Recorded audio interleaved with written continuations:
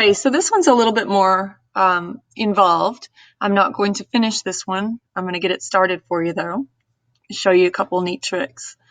You are driving a little too fast and a police officer stops you. Write code to compute the result encoded as an int value, 0 for no ticket, 1 for a small ticket, 2 for a big ticket. If the speed is 60 or less, the result is 0. Speed is between 61 and 80 inclusive, the result is 1. If speed is 81 or more, the result is 2. Unless it's your birthday, on that day your speed can be 5 higher in all cases. So we're passing in two things to this method. They're telling us what your speed is, and they're also telling it, is it your birthday?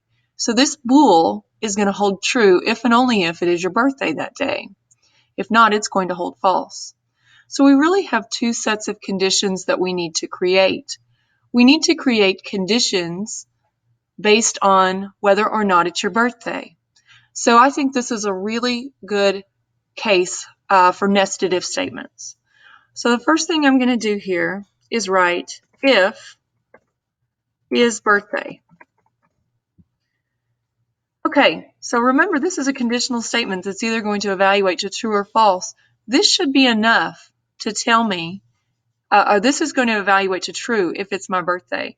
Now, if you're not comfortable with this, if this confuses you, you can also write if birthday equals true.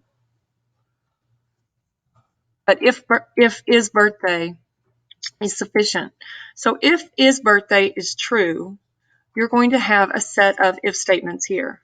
You're going to say if speed less than, okay, 60 or less, but remember, in this case, we're going to have 5 higher. So if your speed is less than or equal to 65, then what are we going to return? Well, we're going to return 0. Here, else if speed is, we want to give it a range. If it's between 61 and 80 inclusive, the result is 1, but remember those speeds can be 5 higher in all cases on your birthday. So speed is greater than 65, and we've got to have a range, so we've got to be and. Speed is less than or equal to 85, then we are going to return 1. Now, if it's your birthday and the speed is not less than 65 and it's not between 65 and 85, you know it's going to be higher than 85. So we're going to have an else statement. And remember, we don't need a conditional expression after an else statement, but in this case, we want to return 2. Okay, so that's our if statement with a nested if statement inside. If it's not your birthday, if this does not evaluate as true, it's going to evaluate as false, right? So that's going to be else. And you're going to have your second set of nested if statements. But now you're going to only consider it if it's the 60 or less.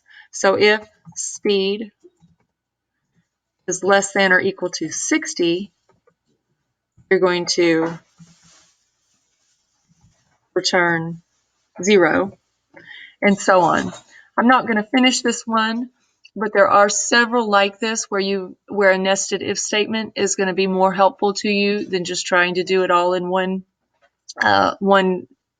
compound conditional statement. And again, if you're past a bool, this is enough to give you true, or you can also say if is birthday equals true. Either one is going to be correct. I hope this was helpful to you.